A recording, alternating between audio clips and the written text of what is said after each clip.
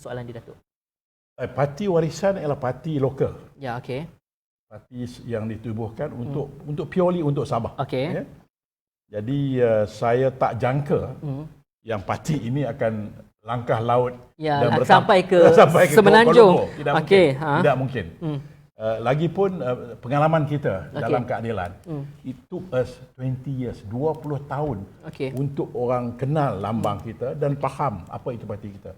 Jadi kalau kita buat parti takat 5-6 bulan, kita harap something, kalau unless miracle happen lah. Tetapi dalam keadaan normal, agak sukar. Agak sukar ya. Okey. Dan kita nak tanya Datuk sendiri mengenai pilihan raya negeri Sabah sendiri, apa yang akan berlaku menjelang 12 hari bulan September ini, iaitu pilihan pencalonan penamaan calon pada waktu itu. Dan pada pandangan Datuk Jo sendiri mengenai apa yang berlaku, di mana kita lihat sebelum ini Barisan Nasional telah memerintah lama di Sabah, dan selepas itu warisan mengambil alih Datuk Seri Shafie Apdal. Pada pandangan Datuk sendiri, adakah isu pemilikan tanah, penempatan serta budaya dan juga adat resam adalah isu pertama yang akan dibangkitkan dalam kempen yang akan berlangsung nanti? Untuk menjawab soalan Hafiz tadi, saya masih ingat apabila saya menuntut di sekolah dulu, ada pelajar-pelajar yang datang ke sekolah saya dari Yayasan Sabah.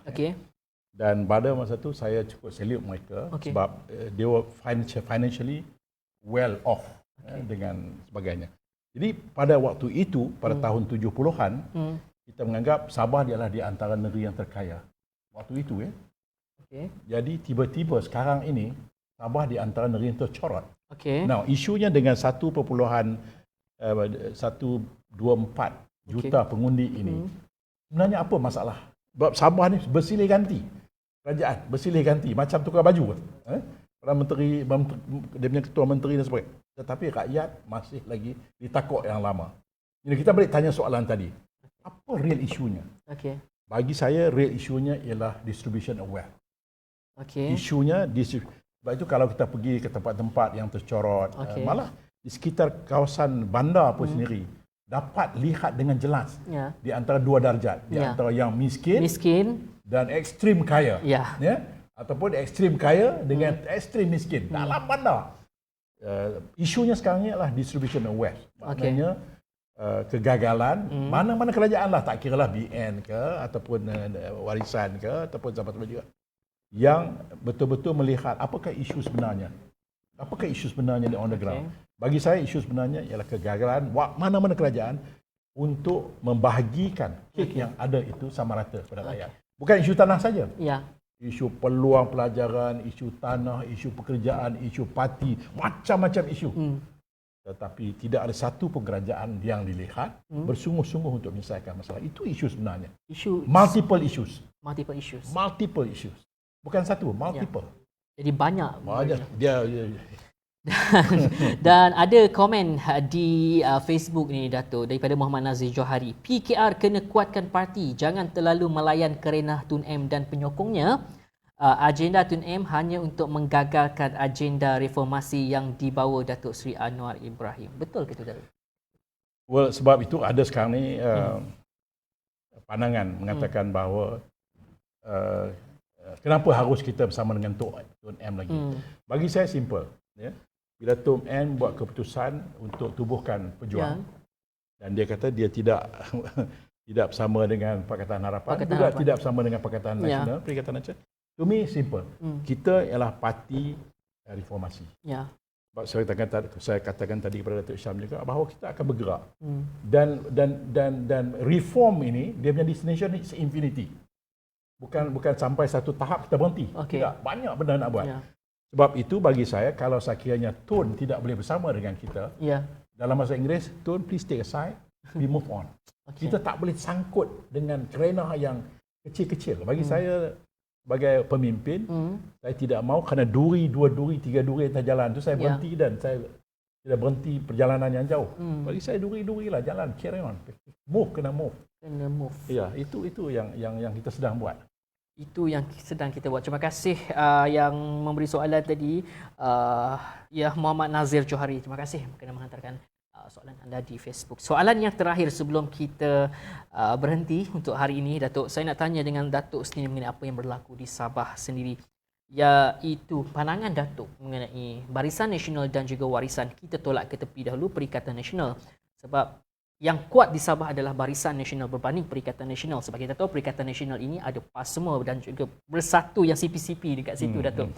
Okey, Barisan Nasional dan juga warisan. Pada pandangan Datuk sendiri, adakah Barisan Nasional boleh mengambil semula Sabah? Kalau kita lihat sewaktu PRU ke-14 yang lepas, di mana Barisan Nasional dengan majoriti menang untuk DUN dekat situ, adakah Barisan Nasional boleh mengambil alih semula Sabah ataupun warisan di bawah Shafie Apdal akan menyambung semula penggal mereka untuk Dewan Undangan Negeri itu, Datuk?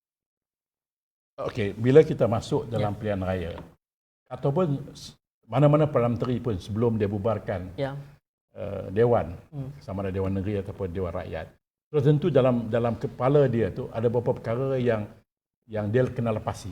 These are the tests yang pertama, what is the mood like? Itu penting tu. Mood rakyat macam mana?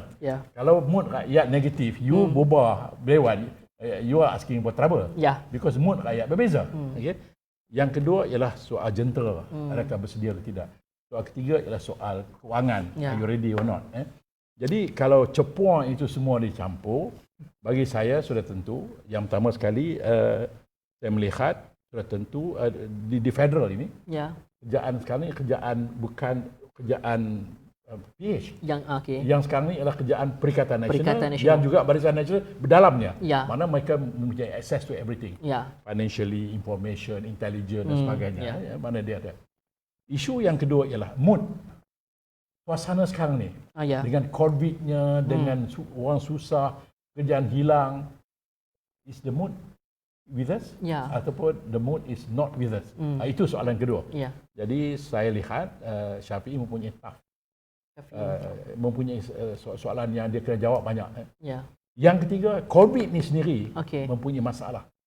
Sebab yang pertama, kos akan menjadi cukup mahal.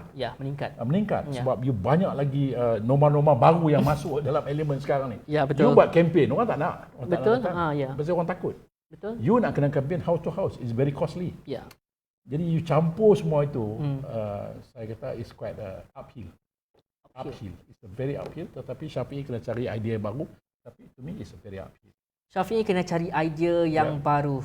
Dengan erti kata lain, maksud Datuk adalah Barisan Nasional boleh memerintah sekali lagi. Well, sekarang ni dalam keadaan to me, siapa juga yang menggunakan strategi yang boleh reach the voters.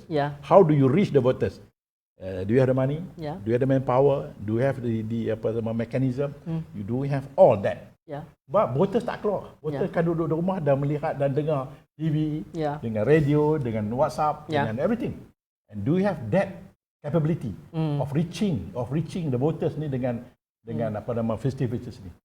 Untuk mereka keluar dan untuk you nak melawat dalam keadaan sehingga pada nama calon 12 hari bulan ni sempat tak sempat. Dan lepas itu 26 hari bulan ni mengundi. 14 hari saja. I mean, those are the issues yang to me Shafie kena cari satu kaedah baru ataupun something solid untuk, not easy but anyhow, I wish him good luck. Mungkin Shafie ada teori baru yang terbaru yang mungkin akan beliau nyatakan dalam penamaan calon nanti. 50-50 itu yang boleh kita agak sekarang ni untuk pilihan raya negeri Sabah. Terima kasih Datuk Jo kerana bersama kita di Big Live pada hari ini. Sebenarnya tak cukup banyak lagi sebenarnya saya nak tanya kepada Datuk sebenarnya. Dan sekarang ini kita buat live di Kedah lepas ni. Boleh Datuk. Itu yang saya nak tunggu. Buat live di Kedah lepas ni. Banyak soalan yang saya nak tanya mengenai negeri Kedah sebenarnya untuk Datuk. Tapi tak apa. Masa menceburui, kita akan datang ke Kedah untuk bersama dengan Datuk live. Dan untuk anda yang di Big Blue TV, terima kasih kerana memberi komen, kerana menyaksikan kami secara live pada hari ini untuk kita bercakap mengenai pilihan raya negeri Sabah yang akan berlangsung tidak lama lagi. Dan jangan lupa terus share kami di media sosial Facebook, Twitter dan juga di Instagram. Dan jangan lupa subscribe kami di channel YouTube. Sekian sahaja saya Hafiz Aziz. Kita jumpa lagi esok dan pada bila-bila masa untuk pilihan raya negeri Sabah menjelangnya pilihan raya negeri Sabah. Saya tinggalkan anda pada hari ini. Assalamualaikum dan selamat malam. Terima kasih.